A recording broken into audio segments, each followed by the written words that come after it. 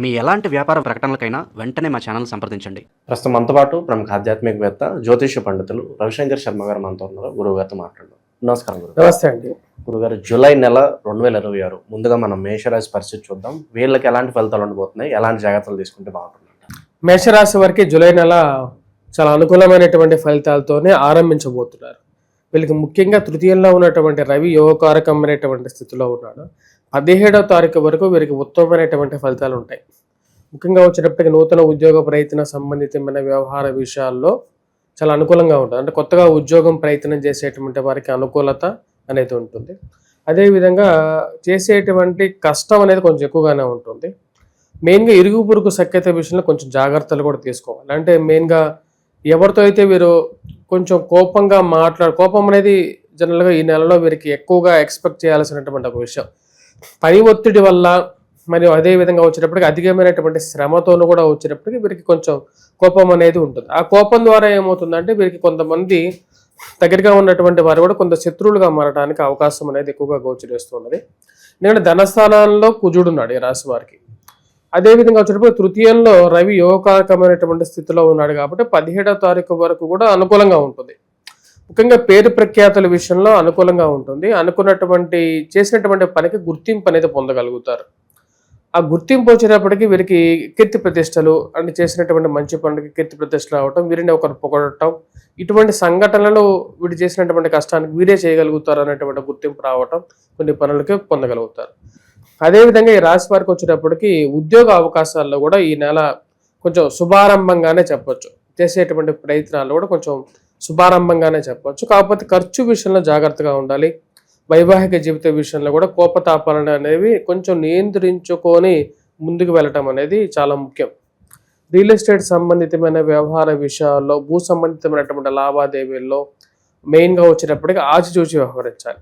కొన్ని అవకాశాలు వచ్చినప్పటికీ కూడా దాన్ని ఏదైనా ల్యాండ్ పర్చేజ్ చేయాలనుకున్నా సరే ఆ ల్యాండ్ రిలేటెడ్గా 1-2 సార్లు పేపర్లని 1-2 సార్లు స్క్రూటినీ చేసుకోవటం, అసలు ఆ భూమి కరెక్ట్గా ఉందా లేదా అనేటువంటి విషయాలను తెలుసుకున్న తర్వాత ముందుకు వెళ్ళటం అనేది చాలా ఇంపార్టెంట్ థింగ్ అనమాట. ఇన్వెస్ట్మెంట్స్ పరంగా ఈ యొక్క నెల అనుకూలంగానే ఉంటుంది. ముఖ్యంగా ఈ రాశి వారికి వచ్చేటప్పటికి మనం గమనించినట్లయితే చతుర్థంలో గురువు యోగకారకమైనటువంటి స్థితిలో ఉన్నాడు. అదేవిధంగా గురువుతో శుక్రుడి యొక్క కలయిక, బుధుడి యొక్క కలయిక, అది చాలా యోగకారకమైనటువంటి ఫలితాలు చతుర్థంలో ఇవ్వబోతున్నది. ఈ రాశి వారికి వచ్చేటప్పటికి గురువు మరియు అదేవిధంగా బుధుడు, శుక్రుడు, ఈ త్రిగ్రహ యోగం అనేది ఒకటి జరుగుతున్నది. ఈ 3 గ్రహాల కూటమి ఏదైతే జరుగుతున్నదో ఇది చాలా అనుకూలమైనటువంటి ఫలితాలను ఇవ్వగలుగుతుంది ఈ యొక్క రాశి వారికి. మరియు అదేవిధంగా వచ్చేటప్పటికి ఇంకో గ్రహ మార్పుల రీత్యా మనం చూసినట్లయితే 4వ తారీఖున బుధుడి యొక్క మార్పు, మరియు అదేవిధంగా వచ్చేటప్పటికి 7వ తారీఖున వచ్చేటప్పటికి బుధుడు వక్రగతిలో వెనక్కి రాబోతున్నాడు. శుక్రుడు వచ్చేటప్పటికి 4వ తారీఖున తన యొక్క మార్పు జరుగుతున్నది అన్నమాట. ఇది పిల్లల యొక్క ఎదుగుదల వల్ల కూడా వచ్చేటప్పటికి వీరికి చాలా మానసికమైనటువంటి ఆనందాన్ని పొందగలుగుతారు. ఎందుకంటే ఎప్పుడైతే శుక్రుడు పంచమంలోకి సంచారం చేస్తాడో, ఎందుకంటే 4వ తారీఖు వరకు కూడా 5వ తారీఖు వరకు కూడా వచ్చేటప్పటికి శుక్రుడు ఉన్నటువంటి స్థితి కొంత శత్రుస్థానంలో ఉన్నాడు. ఆ శత్రుస్థానం నుంచి ఎప్పుడైతే కొంచెం మార్పు జరిగి సింహరాశిలోకి శుక్రగ్రహ సంచారం, అదేవిధంగా వచ్చినప్పటికి మిథున రాశిలోకి బుధగ్రహ సంచారం, అంటే స్వస్థానంలోకి వక్రగతం రాబోతున్నాడు అనమాట. ఈ 2 ఇన్సిడెంట్స్ జరుగుతాయో, అంటే 4, 7వ తారీఖున జరుగుతాయో, దాని తర్వాత నుంచి కొంచెం 17వ తారీఖు వరకు కొంచెం అనుకూలమైనటువంటి ఫలితాలు పిల్లలకి మెయిన్గా వచ్చినప్పటికి సంతాన ప్రాప్తి గురించి ప్రయత్నం చేస్తున్నటువంటి వారికి కొంచెం అనుకూలత, అదేవిధంగా పిల్లలకి మంచి ఉద్యోగం రావడం కానీ, లేకపోతే పిల్లలకి అనుకున్న దానికన్నా కూడా ఒక మంచి సంబంధం గురించి ప్రయత్నం చేస్తున్నటువంటి వారికి సంబంధాల విషయంలో కానీ కొంచెం ముందుకు జరగటం, మానసికమైనటువంటి స్థైర్యాన్ని కోల్పోకుండా బలాన్ని కూడా ఇచ్చేటువంటి పరిస్థితి ఉంటుంది. ఈ రాశి వారికి 17వ తారీఖు వరకు ఎలా ఉంది, 17వ తారీఖు తర్వాత ఎలా ఉండబోతున్నది, ఎందుకంటే రవి యొక్క మార్పు జరుగుతున్నది అన్నమాట. 17వ తారీఖు తర్వాత ఏమవుతున్నదంటే రవి ఎప్పుడైతే తృతీయంలో ఉన్నాడో యోగాన్ని ఇస్తున్నాడు. 17వ తారీఖు తర్వాత రవి వచ్చేటప్పటికి కర్కాటక రాశిలోకి ప్రయాణం చేయబోతున్నాడు అన్నమాట.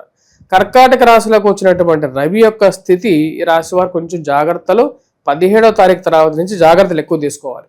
మెయిన్గా ప్రయాణ విషయంలో జాగ్రత్తలు ఎక్కువ తీసుకోవాలి 17వ తారీఖు తర్వాత. అదే విధంగా వచ్చేటప్పటికి మెయిన్గా అధికమైనటువంటి ఖర్చు విషయంలో కొంచెం జాగ్రత్తలు తీసుకోవాలి. కాకపోతే బుధుడు యొక్క అనుకూలమైనటువంటి స్థితి ఈ రాశి వారికి కొంచెం సానుకూలమైనటువంటి ఫలితాలు ఇవ్వగలుగుతుంది. వృత్తిపరంగా వ్యాపారపరంగా చేస్తున్నటువంటి పనిలో కొంచెం శ్రద్ధ అనేది ఎక్కువగా కనబరచగలుగుతారు. స్నేహితులతో అంటే మధ్య మధ్యలో వచ్చేటప్పటికి స్నేహితులతో కలవటం, బంధువర్గాలను కలవటం, అదేవిధంగా ఫంక్షన్స్లో అనుకోకుండా కొన్ని చోట్ల నుంచి వీళ్ళకి ఫంక్షన్స్కి ఇన్విటేషన్ వస్తుంది అన్నమాట. ఎప్పుడు పిలవరు అనుకున్నటువంటి వారు సడన్గా పిలవటం కొంచెం ఒకంత ఆశ్చర్యానికి గురవటం జరుగుతుంది. ఈ రాశి వారికి చేసేటటువంటి పనిలో కొంచెం ప్రశాంతత, మానసికమైనటువంటి స్థిరత్వాన్ని పొందాలని చెప్పి ఎక్కువగా ప్రయత్నం చేస్తారు. ఏ విషయాల్లో అప్రమత్తంగా లేకపోతే ఎక్కువగా నష్టపడే సూచనలు కనిపిస్తాయి అంటారు? మెయిన్గా డబ్బు విషయంలో డబ్బు వేరే వాళ్ళకి అప్పు ఇవ్వటం వల్ల ఈ రాశి వారికి మెయిన్గా ఏంటంటే అప్పు ఇచ్చి తెట్టించుకోవడం అనేటువంటి పరిస్థితులు ఈ రోజు మనం ఎక్కువగా చూస్తున్నాం. మరి అదే విధంగా వచ్చేటప్పటికి డబ్బు వేరే వాళ్ళకి ఇచ్చేటువంటి సమయంలో కానీ లేకపోతే భూ సంబంధితమైన విషయాలు, మనీ ట్రాన్సాక్షన్ విషయంలో చాలా జాగ్రత్తగా శత్రుత్వం కూడా వాళ్ళతోనే వస్తుంది. గృహ సంబంధితమైన విషయాలు, ఓన్ వెహికల్ కొనాలని చెప్పి చేసేటువంటి ప్రయత్నాల్లో కూడా ముందుకు వెళ్ళాలని చెప్పి నిర్ణయించుకుంటారు ఈ రాశి వారు ఈ యొక్క నెలలో. ఆ విషయంలో కొంచెం సానుకూలమైనటువంటి ఫలితాలు కూడా ఈ నెలలో గోచరిస్తూ ఉన్నాయి రాశి వారికి. ఇక పరిహారాల విషయానికి వస్తే ఎలాంటి పరిహారాలు చేసుకోవాలి గురు? ఈ రాశి వారికి మెయిన్గా విద్యార్థులకి ఈ నెల అనుకూలంగానే ఉంది. ఆ విద్యార్థులు బాగా రాణించగలుగుతారు. ఎందుకంటే గురువు కేంద్ర స్థానంలో ఉన్నాడు, అదొక మంచి అడ్వాంటేజ్ పాయింట్ అయింది వీళ్ళకి రాశి వారికి. పరిహారాల్లో మనం చూసుకున్నట్లయితే ఈ రాశి వారు మెయిన్గా హనుమాన్ చాలీసా పఠించాలి. అదే విధంగా వచ్చిన అంజనం, అంటే మెయిన్గా వచ్చేటప్పటికి అంజనం, తెలంగాణ అంజనం అంటారు. మనం వచ్చేటప్పటికి దాన్ని స్వామివారికి సింధూరం సమర్పించడం కానీ, లేకపోతే స్వామివారికి మంగళవారం పూట చేయటం, అదేవిధంగా హనుమాన్ చాలీసా పఠించడం, అదేవిధంగా వచ్చేటప్పటికి ఏలినాటి శని ప్రభావం కూడా ఉంది కాబట్టి వెంకటేశ్వర స్వామి దేవాలయ దర్శనం కూడా చేసుకున్నట్లయితే ఎక్కువగా సానుకూలమైనటువంటి ఫలితాలు గోచరిస్తూ ఉంటాయి. ఓవరాల్గా ఈ రాశి వాళ్ళకి ఈ నెల ఎలా ఉండబోతుందో మంచి విశ్లేషణ అందించారు. ధన్యవాదాలు.